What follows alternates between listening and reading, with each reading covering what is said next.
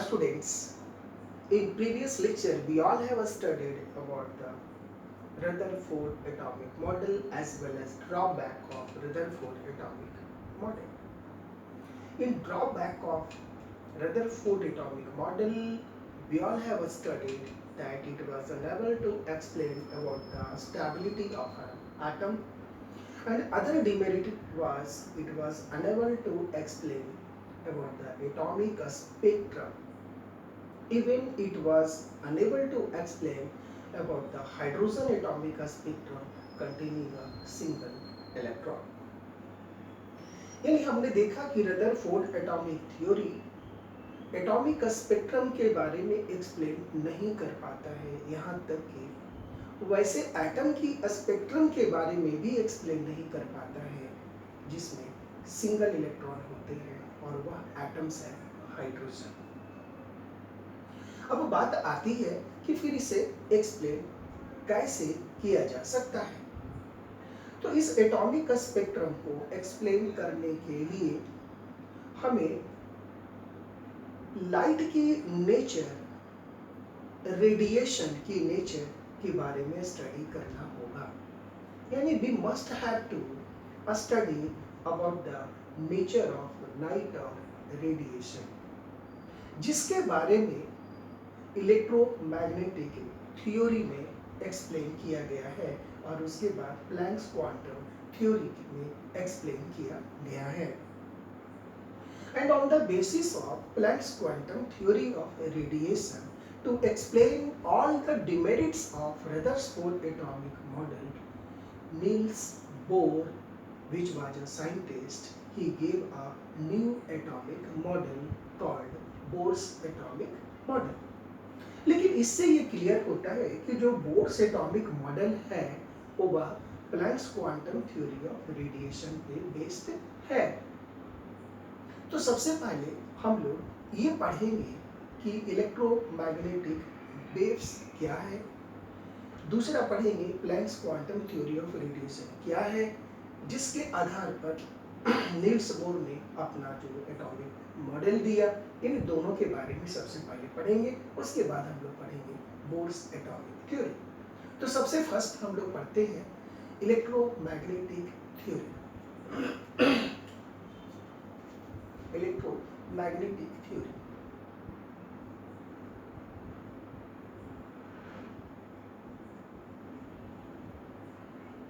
Electromagnetic theory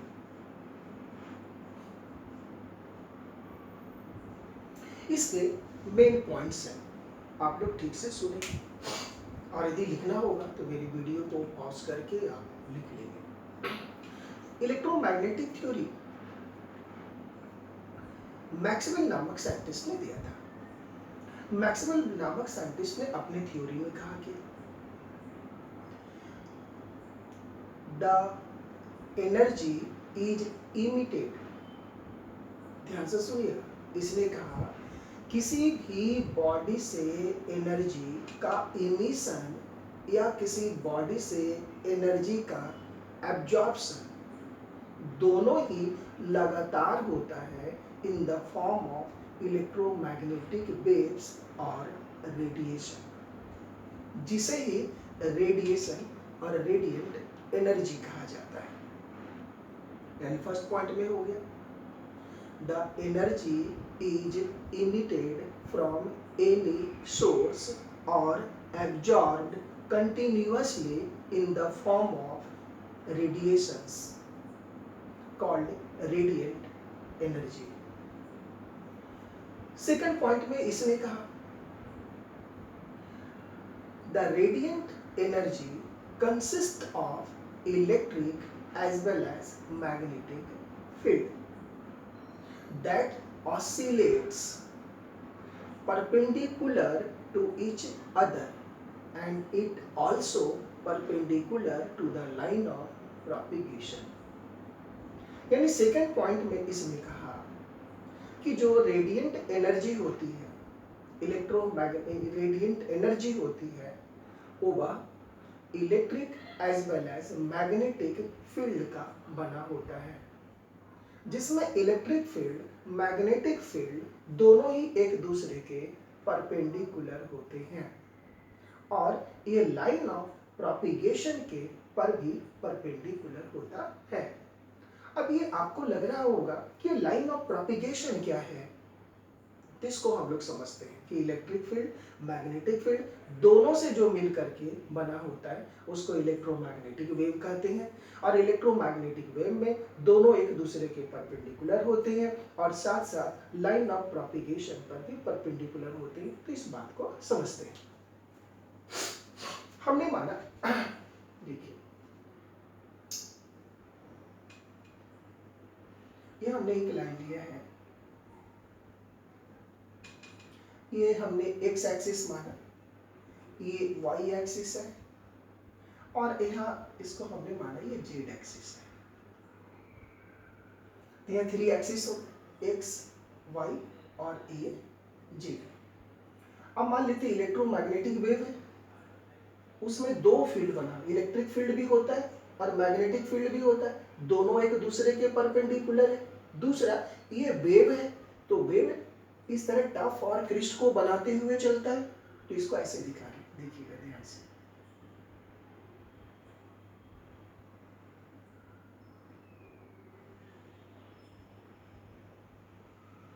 अब देखिए ये जो वेव चल रही है, देखिएगा, तो ये वेव ऊपर नीचे ऊपर नीचे ऊपर नीचे कर रही है। तो देखिए ये पॉइंट है, इस मिड पॉइंट से इसके ऊपर और इसी के नीचे जा रही है। देखिए ये मिड पॉइंट इसके नीचे आ रही है, तो ये किसी वन साइड में जो मैक्सिमम डिस्प्लेसमेंट होता है, ये देखिए मैक्सिमम डिस्प्लेसमेंट, ये मैक्सिमम डिस्प्लेसमेंट हो गया। तो maximum displacement from a mid points is called magnitude. तो ये यहाँ से यहाँ का ये जो डिफरेंस हो गया, इसको मैग्नीट्यूड बोलते हैं, मैग्नीट्यूड। और इसको ए से रिप्रेजेंट करते हैं। एम्पलीट्यूड, ये एम्पलीट्यूड होगा, सॉरी टू से मैग्नीट्यूड, एम्पलीट्यूड। अब ये क्या हो गया, ये टफ कहलाते हैं, ये क्रिस्ट कहलाते हैं, ऊपर वाले पार्ट क्रिस्ट कहलाते हैं, ये टफ कहलाते हैं। ये क्रिस्ट हो गया, ये टफ हो गया, ये क्रिस्ट हो गया, ये टफ हो गया, ये क्रिस्ट हो गया, ये टफ हो गया। अब आप देखिए तो ऊपर नीचे जा रहे हैं, लेकिन क्या ये ऊपर नीचे जा रहा है क्या, इसका डायरेक्शन तो ये है ना,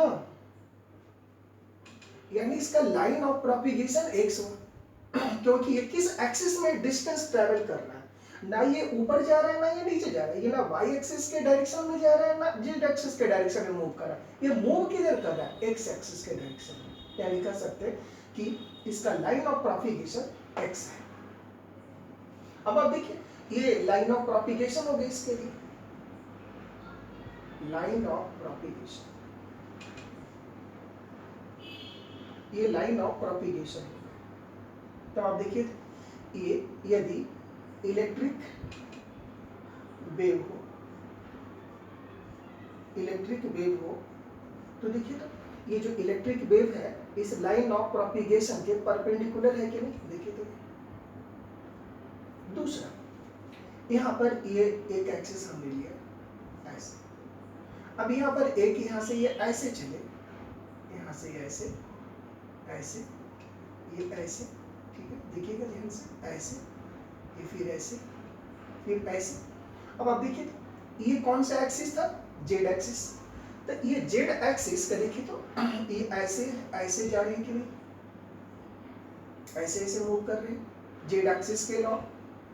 तो अब आप देखिए कि क्या ये वेव, ये यदि मैग्नेटिक फील्ड हो, ये मैग्नेटिक फील्ड हो, मैग्नेटिक फील्ड, तो क्या ये मैग्नेटिक फील्ड इस इलेक्ट्रिक फील्ड के परपेंडिकुलर है या नहीं, देखिए तो क्या ये लाइन और ये लाइन दोनों एक दूसरे के परपेंडिकुलर है कि नहीं, देखिए तो ये और ये तीनों एक दूसरे के परपेंडिकुलर है, तो जिस लाइन पे वेव चल रहा वो अभी तो एक दूसरे के परपेंडिकुलर होगा।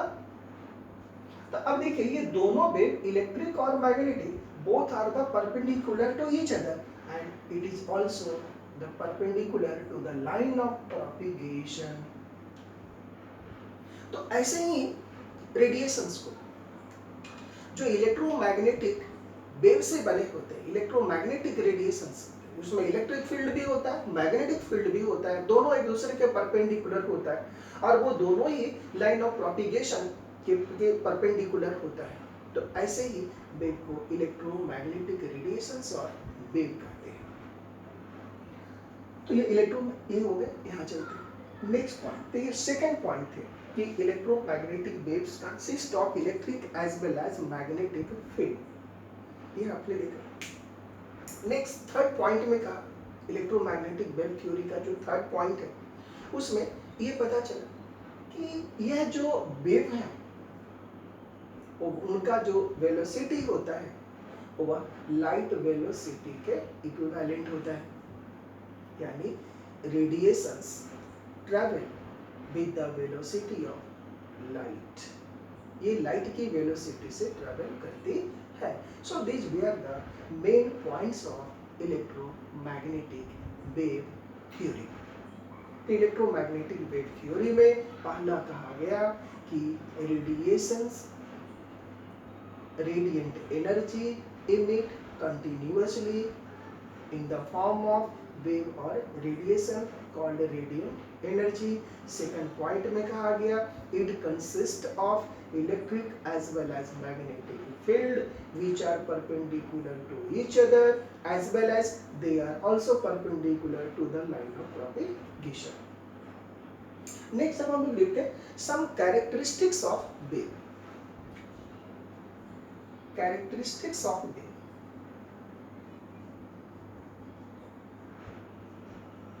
Characteristics of wave. अब ये वेव की कैरेक्टरिस्टिक देखिए क्या होता है। जैसे मान लेते हैं एक यहाँ पर वेव मैं लेता हूँ, ये इस तरह से उछल रही है। तो यहाँ भी हमने देखा जो मैक्सिमम डिस्प्लेसमेंट होता है किसी एक साइड में, ये क्रिस्ट कहलाता है, ये टफ कहलाता है, ये क्रिस्ट टफ क्रिस्ट टफ। तो सबसे पहले होता है वेवलेंथ। देखिए वेवलेंथ, इसको लैम्डा से रिप्रेजेंट करते हैं वेवलेंथ को। अब ये वेवलेंथ है क्या? Distance between two consecutive crest, दोनों लगातार, या टफ्स, इनके बीच की डिस्टेंस। कंसेक्यूटिव दो टफ्स हो या क्रिस्ट हो is called lambda, यानी distance between two consecutive troughs और crest is called wavelength of this wave. ठीक हो गया वेवलेंथ। नेक्स्ट हो गया, इसको लैम्डा से हम लोग रिप्रेजेंट करते हैं wavelength. Next wave number, wave number इसको हम लोग V बार से रिप्रेजेंट करते हैं, ये वेव नंबर होता है। अब वेव नंबर क्या होता है?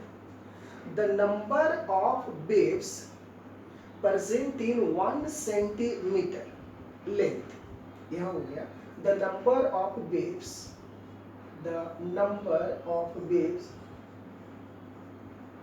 Present in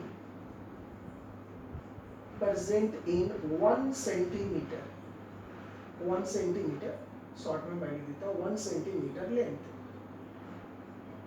is called wave number. अब देखिए लैम्डा हुआ वेवलेंथ, और आप यदि यहाँ से चलते हैं और यहाँ से ऐसे आए फिर घूमकर यहाँ पर आ जाते हैं तो इसको कहते हैं वन वेव।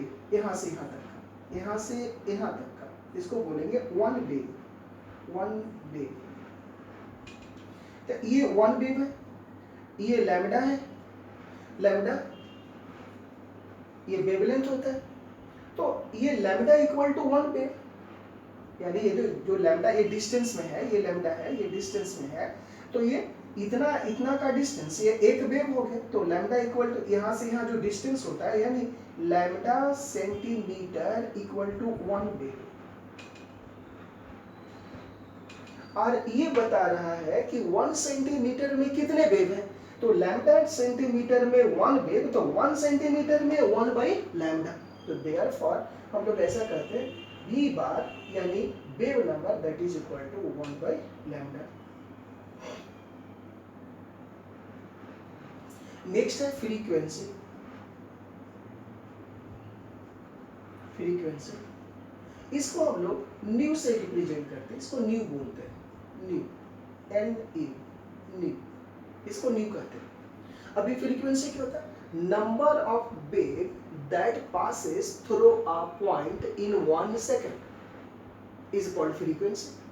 तो ये हो गया the number of waves, the number of waves that passes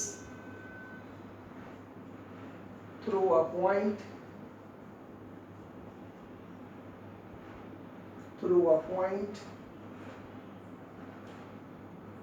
in 1 second, इसको बोलते हैं हम लोग फ्रीक्वेंसी। अब ये फ्रीक्वेंसी हो गई, number of waves passes through 1 second, उसको हम लोग कहते हैं फ्रीक्वेंसी। तब देख लीजिए, तो फ्रीक्वेंसी, तो ये हो गया आपका फ्रीक्वेंसी, और इसे हम लोग रिप्रेजेंट करते हैं न्यू से। इसका जो यूनिट होता है फ्रीक्वेंसी का, यूनिट हर्ट जो होता है, एच जेड, इसको हर्ट्ज बोलते हैं। नेक्स्ट ये जो वेवलेंथ है, इसका यूनिट सेंटीमीटर में भी होता है और मीटर में भी होता है, इसका यूनिट। अब जैसे इसको हम लोग मेजर करते हैं 10 नैनोमीटर में भी मेजर करते हैं, 1 नैनोमीटर, ठीक है, और 1 एंगस्ट्रॉम, दोनों में भी इसको मेजर करेंगे। तो 1 nanometre equal to 10 to the power -9 metre, और 1 एंगस्ट्रॉम इसको बोलेंगे equal to 10 to the power -10 metre. इन सभी को याद रखना है। 1 पिकोमीटर, एक और है 1 pm is picometre equal to 10 to the power -12 metre. इन सभी को याद रखना, इस कन्वर्जन फैक्टर को हमेशा यूज होगा आपको। तो ये था some characteristics of wave. Wave की ये सारी कैरेक्टरिस्टिक्स होती है, वेव नंबर क्या होते हैं वो सभी होते हैं। नेक्स्ट अब हम लोग पढ़ते हैं electromagnetic radiations, electromagnetic spectrum, electromagnetic spectrum, electromagnetic spectrum. Electromagnetic spectrum क्या होता है? The arrangement of electromagnetic waves, ठीक है, आप पॉज करके लिख लेंगे इसको। The arrangement of electromagnetic radiations according to increasing order और decreasing order of their frequencies, यानी इसको ऐसे कह सकते हैं, the arrangement of electromagnetic waves according to increasing order of their frequencies and decreasing order of their wavelengths completely is called electromagnetic radiation, electromagnetic spectrum। अब इस electromagnetic spectrum को हम लोग ऐसे दिखा सकते हैं,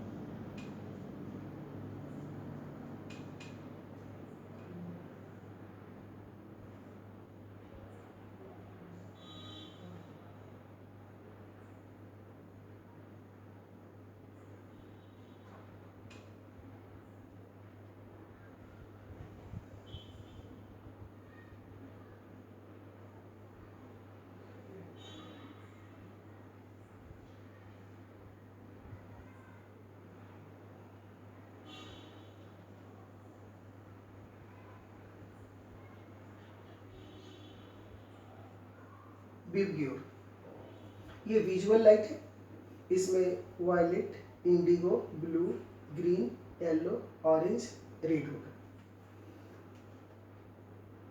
नेक्स्ट यहाँ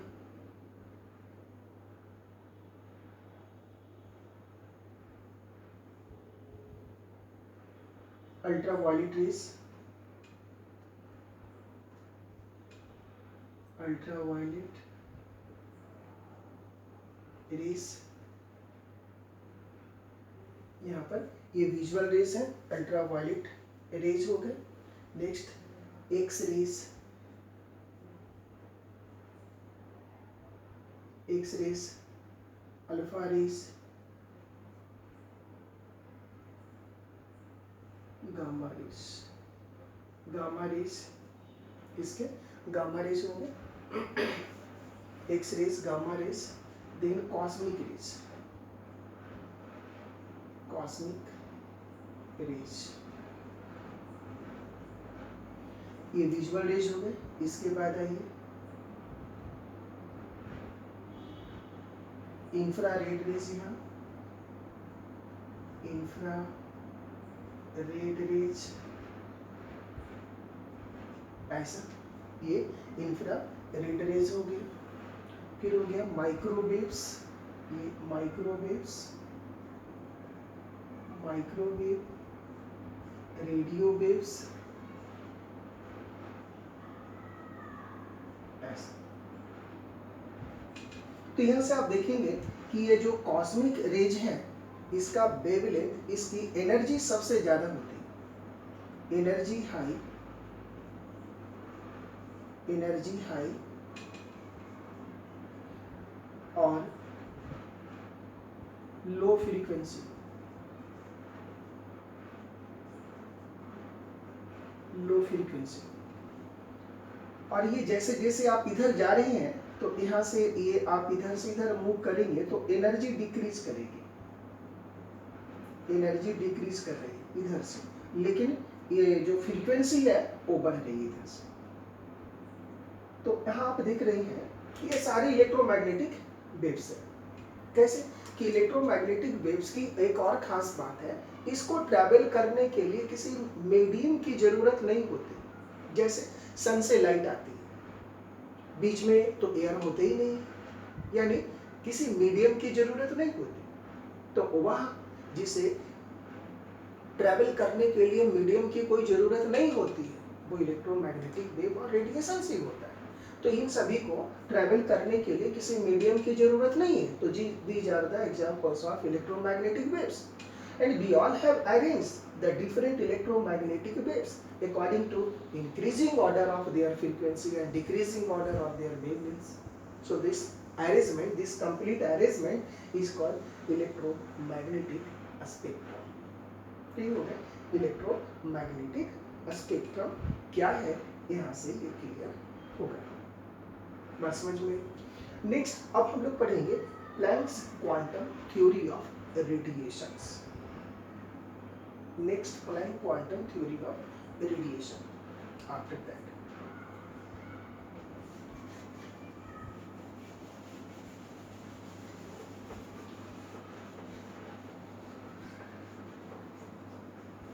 हम लोगों ने रदरफोर्ड एटॉमिक थ्योरी पढ़ा। उस रदरफोर्ड एटॉमिक थ्योरी पर बेस कुछ रदरफोर्ड ने फॉर्मूले दिए थे, उस फॉर्मूले को मैं बता देता हूं आपको इस नीचे।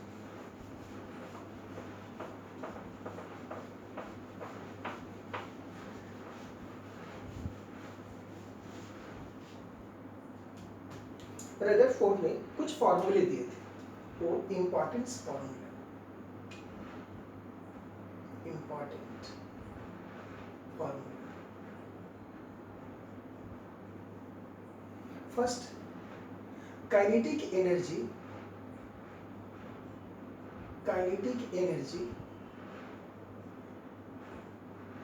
Of alpha particles that is equal to K1 divided by half mv square का whole square. Next, second, number of alpha particles that are scattered with angle theta.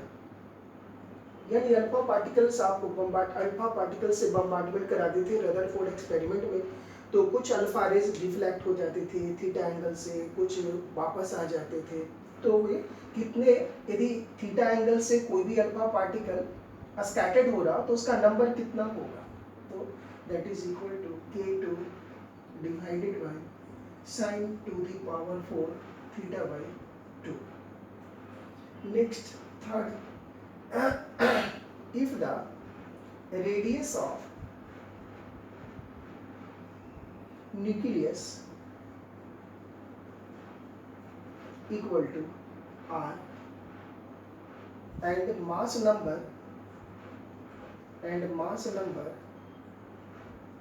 equal to a, तो therefore ये दोनों में relation क्या होता है, r equal to r not into a to the power 1/3. इसको याद रखेंगे इस सारे फॉर्मूले को, where r not equal to constant, its value is 1.33 into 10 to the power minus 13 centimeter. Next, fourth point, charge on nucleus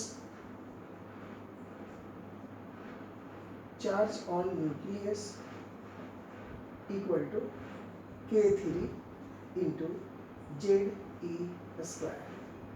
ये हो गया charge of nucleus. So these are the some important formula, अब इसको आप याद रखेंगे. Next आ गया 5, mass of moving electron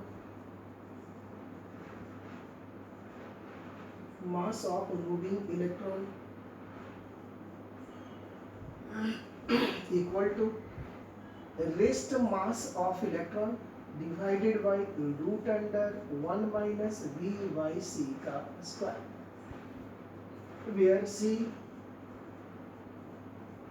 equal to velocity of light,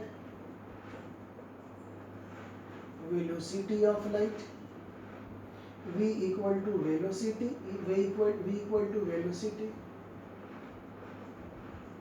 of alpha particles.